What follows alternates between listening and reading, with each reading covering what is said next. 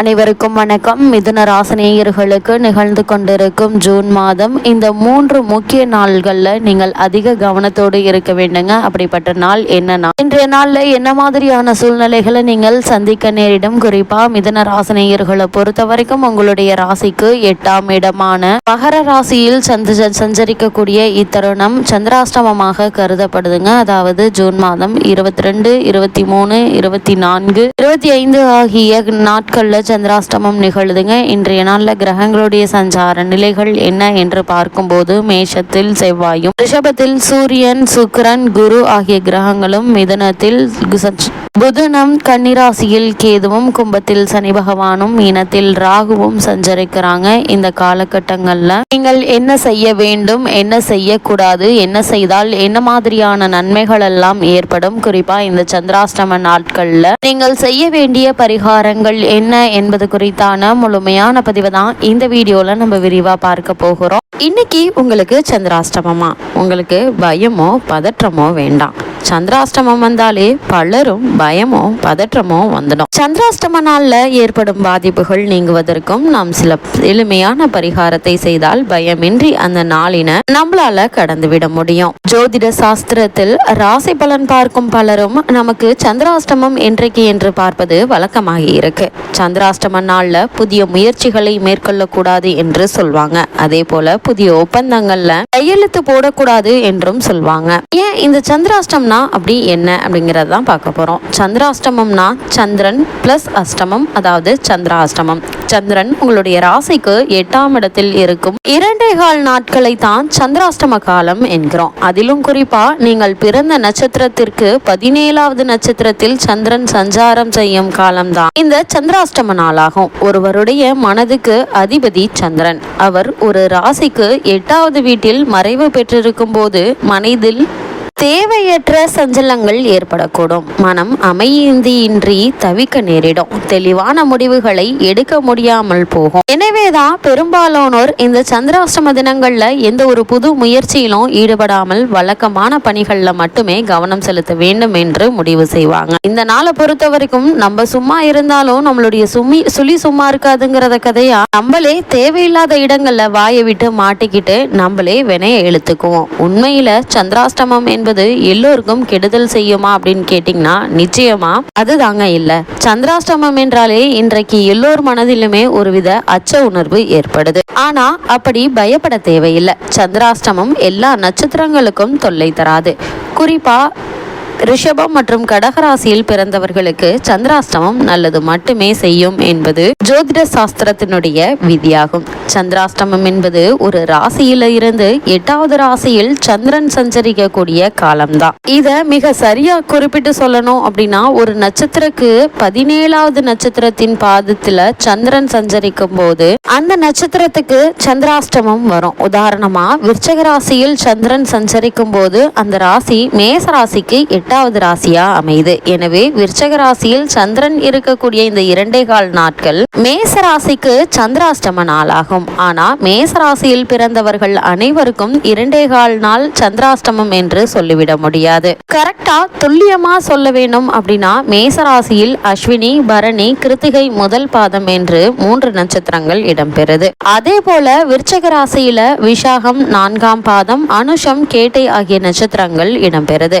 அஸ்வினி நட்சத்திரத்தில் பிறந்தவர்களுக்கு சந்திரன் விருச்சக ராசியில் அனுஷ நட்சத்திரத்தில் சஞ்சரிக்கும் போது சந்திராஷ்டம நாளாகும். மேசராசி பரணி நட்சத்திரத்தில் பிறந்தவர்களுக்கு சந்திரன் அதே விருச்சக ராசியில கேட்டை நட்சத்திரத்தில் சஞ்சரிக்கும் போது சந்திராஷ்டமமாகும். மேசராசி கிருத்திகை நட்சத்திரம் முதல் பாதத்தில் பிறந்தவர்களுக்கு சந்திரன் விருச்சக ராசியில் கேட்டை நட்சத்திரம் 4ஆம் பாதத்தில் சந்திரன் சஞ்சரிக்கும் வேளையில சந்திராஷ்டம காலம் ஏற்படுது. கிருத்திகை 2, 3, 4 ஆகிய பாதங்கள்ல பிறந்தவர்களுக்கு சந்திரன் மூல நட்சத்திரம் தனுசு ராசியில் சந்திரன் சஞ்சரிக்கும் வேளை சந்திராஷ்டம நாளா அமையுது. இந்த சந்திரனை பத்தி மற்றொரு விஷயத்தையும் குறிப்பிட வேணும். சந்திரன் மாத்திருக்காரகன். எனவே ஒருவருக்கு சந்திராஷ்டம நாளில் தாயுடன் கருத்து வேறுபாடு, தாய் வழி உறவினர்களுடன் வீண் மனஸ்தாபம் போன்ற பலன்களும் ஏற்படும். ஜோதிட ரீதியா பொதுவாக ஒரு நாளுக்கு பலன் பார்க்கும் போது சந்திரனை நாம் கணக்கில் எடுத்துக்கொள்ள வேண்டும். அதனாலதான் ஜனன கால சந்திரனுக்கு கோல்சார சந்திரன் எந்த நிலையில் இருக்கிறாரோ அதை வைத்து முடிவு செய்கிறோம். கடகம் மற்றும் ரிஷபராசியில் பிறந்தவர்களுக்கு சந்திராஷ்டம நாள் கெடுதல் செய்யாது. காரணம் என்ன அப்படின்னா, கடகம் சந்திரனுடைய ஆட்சி பெறும் ராசி, அதே போல ரிஷபம் சந்திரன் உச்சம் பெறும் ராசி என்பதாலும் அந்த ராசிகள்ல பிறந்தவர்களுக்கு சந்திரன் நன்மையே செய்வாரு. அதே போல தன்னுடைய நட்சத்திரங்களான ரோகிணி, அஸ்தம், திருவோணம் நட்சத்திரங்களில் பிறந்தவர்களுக்கு சந்திராஷ்டம தினத்தில் நல்லது மட்டுமே நடக்கும். வளர்பிறையில் பிறந்தவர்களுக்கு சந்திராஷ்டம தினத்தில் நன்மை நடக்கும். அதனால சந்திராஷ்டமம் என்றால் எல்லோருக்கும் பாதிப்பு ஏற்படும் என்று சொல்ல முடியாது. சந்திராஷ்டம நாளில் விநாயகருக்கு பால் அபிஷேகம் செய்வது மிக மிக நல்லது. அம்மன் கோவிலுக்கு சென்று அர்ச்சனை செய்து வரலாம். சந்திராஷ்டம நாளில் எந்த ஒரு செயலை ஆரம்பிக்கும் முன்னும் குலதெய்வத்தையும் முன்னோர்களையும் இஷ்ட தெய்வத்தையும் வணங்கிவிட்டு ஆரம்பிப்பது நன்மை தரும். இப்படி செய்தால் காரியத்திற்கு எந்த ஒரு தடையும் வராது. சந்திராஷ்டம நாளில் காலை எழுந்தவுடன் குளித்து முடித்துவிட்டு சந்திரனை நினைத்து ஓம் ஸ்ரீ சந்திராய நமக என்ற மந்திரத்தை உச்சரித்துவிட்டு அதன் பின்பு அன்றாட வேலைகளை தொடங்கினால் சந்திராஷ்டமத்தால் உங்களுக்கு பெரிய பிரச்சனைகள் எதுவும் வராது. அதே போல வெண்மை நிற பொருட்கள் பாதிப்படைவது, அடுப்பில் வைத்த பால் பொங்குவது, உணவு வீணாவது என இயற்கையாக நடப்பது சந்திராஷ்டம தோஷத்தை போக்கிவிடும். அது மட்டுமில்லாமல் இந்த சந்திராஷ்டம நாள் என்று உங்களால் முடிந்தவரை ஊனமுற்றவர்களுக்கு உதவி செய்ய வேண்டும். எந்த உதவியாக இருந்தாலும் சரி, ஒரே ஒரு ஊனமுற்றவர்களுக்கு அந்த உதவியை செய்து விடுங்கள். சந்திராஷ்டம நாளில் சந்திராஷ்டம நாளில் கைகளில் மஞ்சள் கயிறு கட்டிக்கொள்ளலாம். இதனால் பாதிப்பு குறையும். என்னதான் இருந்தாலும் இன்றைய நாள்ல என்ன மாதிரியான விஷயங்களை எல்லாம் மேற்கொள்ள கூடாது என்று பார்க்கும்போது, இன்றைய நாள்ல குடும்பத்தில் தேவையில்லாத வீண் வாக்குவாதங்கள் ஏதாவது ஒரு விதத்தில் ஏற்படுங்க. இது மாதிரியான நேரங்கள்ல நீங்கள் பொறுமையாகவும் நிதானமாகவும் அந்த சூழ்நிலையை கையாள்வது மிக மிக அவசியங்க.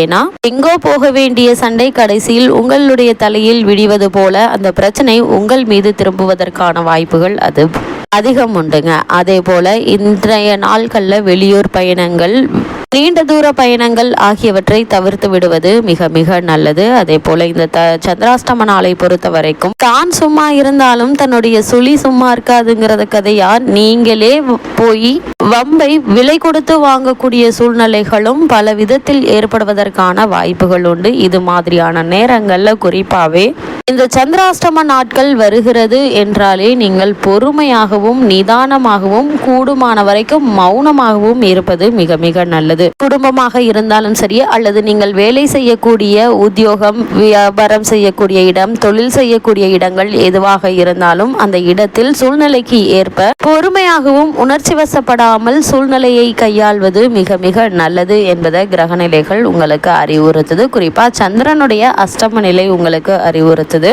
முக்கிய ஆவணங்கள்ல கையெழுத்திடுவது அல்லது பண பரிமாற்றம் சம்பந்தமான விஷயங்கள்ல இந்த சந்திராஷ்டம நாட்கள்ல மேற்கொள்ள வேண்டாம் என்பதையும் கிரகநிலைகள் உங்களுக்கு அறிவுறுத்துது.